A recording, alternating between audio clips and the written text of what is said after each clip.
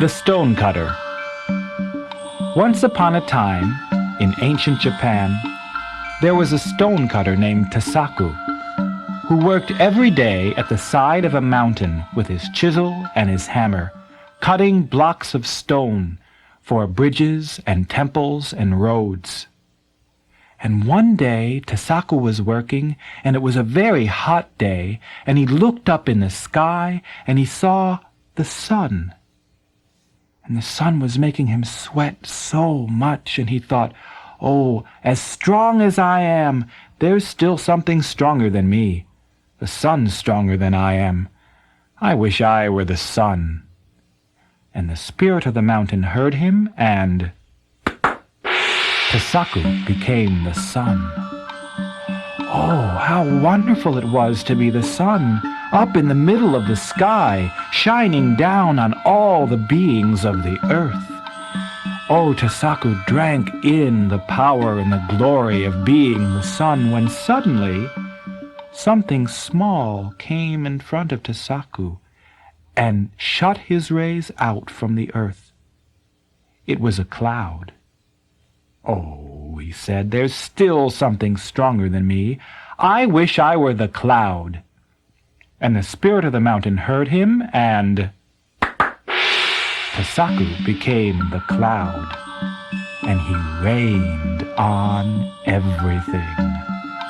Oh, it was wonderful being a cloud, and he felt much freer up in the sky than the sun, when suddenly something started blowing him this way and that, and he couldn't decide anymore what he was going to rain on. It was the wind.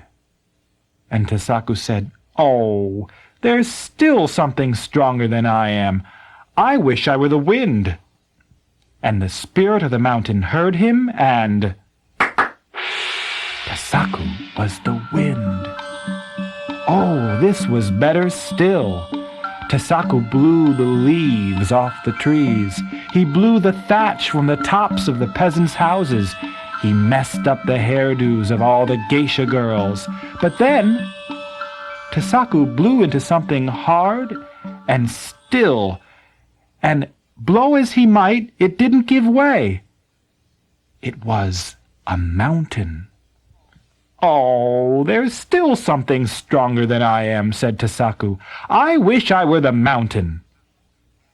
"Are you sure?" said the spirit of the mountain. "I have no more magic left. If I change you into the mountain, I cannot change you again." "I'm perfectly sure," said Tasaku. "If I can just become the mountain, I'll not wish for anything else." "Very well," said the spirit, and Tasaku was the mountain. Oh, now this was really grand. Tasaku looked around him and saw that he was now the strongest of all.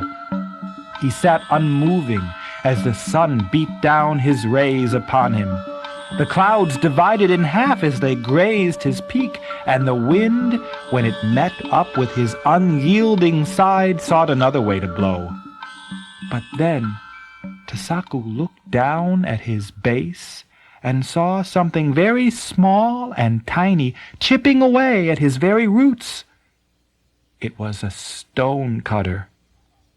Bit by bit, he was cutting pieces of Tasaku away to make bridges and temples and roads. "Oh, what a fool I was when I made all those wishes," he said. "I was much better off when I was a man. Oh, I know it's too late now, but I wish I were myself again."